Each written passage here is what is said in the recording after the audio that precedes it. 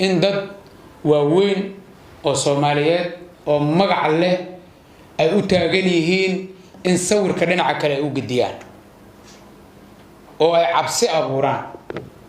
oo magaaladan ay colaad ka dhacdo oo lagu kala cararo oo la isdilo oo dadku qabiil u noqdo in ay sidaas jeclaysanayaan dad Soomaaliyeed oo sumcad leh oo magac leh oo raba inay hogaamiyaan sidaasna u dhaqmaan wax aad iyo aad looga xumaado waana wax taariikhdeena nasiib darro ku ah iyaga kaliya kuma aha innaga nasiib darro nagu tahay waxa mararka qaarkood mudan yihiin dadka Soomaaliyeed inay isweydiiyaan qofka aad u malayso mas'uulka aad u malayso inuu difaac ugu jiro ama uu sugayo in ay xabad ka dhacdo meel ka mid ah magaalada Muqdisho si uu ugu isticmaalo siyaasad ahaan inuu cid ku waxyeeleeyo maxay tahay aragtidiisu muxuu rabaa inuu xukumo haddii dadku isdilaan oo dagaal dhacaan oo la islaayo yaa la rabaa in la xukumo qof jecel inuu dhibaato dhacdo oo qof Soomaaliyeed dhinto si uu siyaasad uga dhigtana sidoo rabaa inuu noo xukumo adiga uu rabo inaad dhimato oo markaad dhimato uu yiraahdo waa ujeedaa dadkii sida loo dilay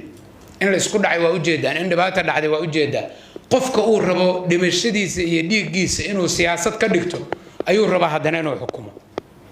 aragti aad iyo aad u waalan runtii oo caafimaadka ka fog waxaad ogtihiin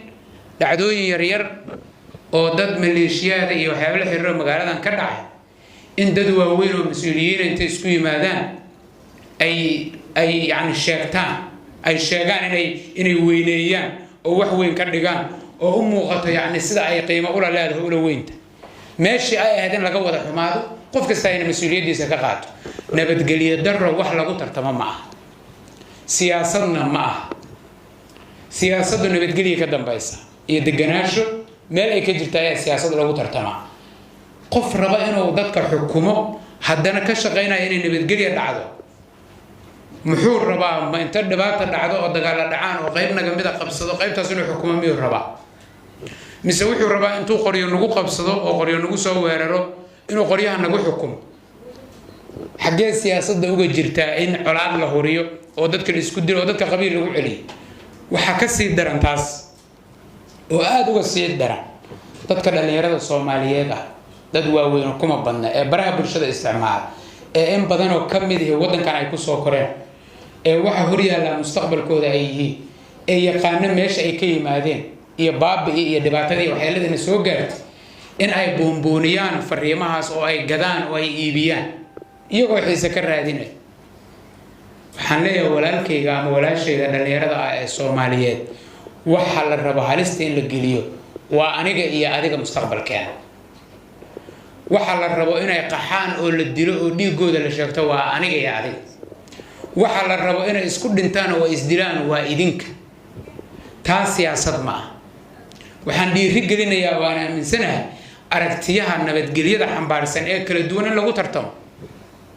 dawladdu boqolaal dhaliilood ay leedahay boqolaal waxa lagu dhaliili karaa leedahay siyaasaddu boqolaal dhaliilood ay leedahay laakiin nabadgelyo darro in la horiyo oo laga shaqeeyo qof la dilay iyo cabsi la abuuray iyo taayir jid lagu gubay iyo dad isku dhacay dhibaato ka dhacday taasina aqbalna ma in aan boomboonino oo aan qayb ka noqonana ma sababtu maxaa waaye waxa ay dhalaysaa maxaa waaye boomboonnintaas waxa ay dhalaysaa waa inaad garoonka injineeriyadii soo tagay waxa ay dhalaysaa waa in aan saacadan guriga sama la joogo waxa ay dhalaysaa waa in aan wax la baran oo aan caafimaad la helin oo aan deganaansho la helin oo aan noloshaan la helin dad badan oo dibadda ka yimid oo nabadgelyada wadanka ka jirta ay soo celisay oo ku raaxaysanay joogista wadanka ayaad haddana arkaysaa in ay xambaarayaan fariimo ku celinaya meesha ay ka yimaadeen oo in magaaladan dhibaato ay ka dhacdo waxyaabaha qaarkood waxa ka mid ah wadanka waxna waa waxyaabo la wada leeyahay asaasi ah jiro maxaa ka mid ah waxa ka mid ah ciidamada qaranka waxaad ogtihiin wadankan 20 sano ugu dambeysay oo soo kabtay imise madaxweynaha soo martay waxa soo martay 4-5 madaxweyne Soomaaliya shantaas madaxweyne ciidamadii ay kala dhaxlayeen ayaa maanta jooga Soomaaliya ciidamadu sharciyaday ku shaqeeyaan sharciga la shaqeeyaan shakhsi kuma shaqeeyaan Soomaaliya شخص يعني ما أنت لا تصور كصور كدوان على السداء صور كل السداء وحي تحي نصير درّد العادي عيدا صوماليات أو بوليس أو نبتقليه أتاجن أو أتاجنين نبتقليه إلى اليان إن أنت ضد ميليشيات أهدلين أي بونبونيان أو أي ديريجليان ديل كأسكر تازل الدليل ضد مشرحين أو ربعين حكم قبطان معنيه ذو محاوى إن لقى شقي إذا ماذا الشعب كالإسكور كان معنيه ذو محاوى وحواي عيدا كان لمنعه شعب عيدا كقرية كل الدجان كدبنا محا دعاء ماشي نلقوا كلا تقعد عايز مركا عيدا كان للسياسة دي هيئة الدولة شغالة الدولة دي للسياسة دي أول هندل دبيعات سياسة الصومالية كعصبوا وحكروا سياسة الصومالية كعصب تذكر الصومالية القبائل كردوني كسوجيدا سياستنا مركي محافظ iyo mucaarad tahay qabiil gaar u ma waa aragti waxa dareemaysan marka qaar kood in si qayaxan oo aan qarsoonayn loo leeyahay anaka reer hebel oo saas ma ogol anaka reer hebel ah sidaas ma ogol waliba qofka sidaas leh dadka Soomaaliyeed oo dhan ayuu cod ka rabaa kuwa u dhaaranaya ku jiro kuwa kale ku jiro siyaasadda noocaasi waa maxay ma qabiil kaligiis dawlad noqon karaa jiro مجرو سياسة وعركتي قبيل معه قبيلتنا معه واجري جرتي وده كان دور شوي وكدي جرين مشرحين واجري جرين لكن ده لما قبيلة دي جري قبيلنا ما هنجري مرين هبابس كأي كم تاي وده كان كجرو ده كان مقعود اللي هو الله المية لوي دي أفتداس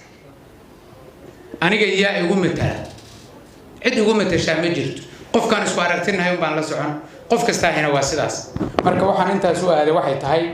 in aan dadka Soomaaliyeed gaar ahaan dhalinyarada xusuusiyo walaalayaalow annaga waxaan noqoseeyaa waa in dalkeenu degan yahay waxaan noqoseeyaa waa in doorasho nabad ah waxaan noqoseeyaa waa inaan caafimaad haysano waa inaan waxbarasho haysano waa inaan si nabad ah wadankeena ugu noolnahay qofka madaxweyne noqonaya hina waxa ay ku tartamayaan waa inay noqoto siyaasadda iyo aragtida uu adeegaas ka leeyahay ma aha inta uu nacabsin gali karo ma aha reerka uu ka soo jeedo ma aha qoryaha uu haysto ma aha inuu 20 sano mucaarad ahaa waxaas oo dhan macna nooma sameynayaan waxa macna noo sameynaya waxa waaye dawladnimo ugu dambeyntii waxaan rabaa inaan uga baxo waa ka xumahay inaan arrimo oo siyaasadeed dhexgeliyo laakiin xaqiiqo mudan waaye dadka Soomaaliyeed loo sheego waxaan rabaa inaan uga baxo waxay tahay dadka Soomaaliyeed waxaan leeyahay xaqiiqada ogaada yaan la idin marin habaabinin yaan been la idin sheegin labo isma qabato labadan isqaba waxay tahay dadka Soomaaliyeed loo sheegaa mudooyinkan dambe doorasho waa inay dhacdaa oo waqtigeeda ay ku dhacdaa iyo doorasho ka qayb gali mayno سيسكو قبض سينا وده كان واحد وقتين هنان دور الشارع لودجي وقانون كوكورن وشرعي كوكورن وها وان مان وان فود ومعنيه دو تاي دالي يرادا ما انت لك عنايو إنه قوان كجاران قفكو قامنا واللود ديدي وان وقتين عدو ديد اللي يدين ديدي وقتين واللي يري مسور تقليسو من عادي كرن وايا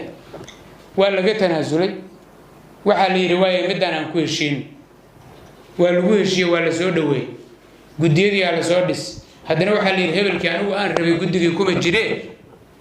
ma ogolaanayno doorashadaas ma dhici karto waxa kale isla hadalkaas daba socota may waxa waaye waa in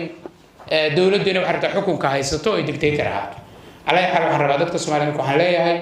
xaqiiqada ogaada cidii gardaran oo rabta in ay hadday dawladdu gardaran tahay soo baxa ee si nabadgelyo ah runta ugu sheega haddii laga gardaran yahay oo la rabo in nabadgelyo nala ku abuurana runta u sheega xuduudda garoonka aan ku ciyaari karnana aqoonsada xuduudda garoonka aan ku ciyaari karnaa waa dawladnimada dhexdeeda ma aha dawladnimada banaankeeda ma aha qabiilka ma aha qoriga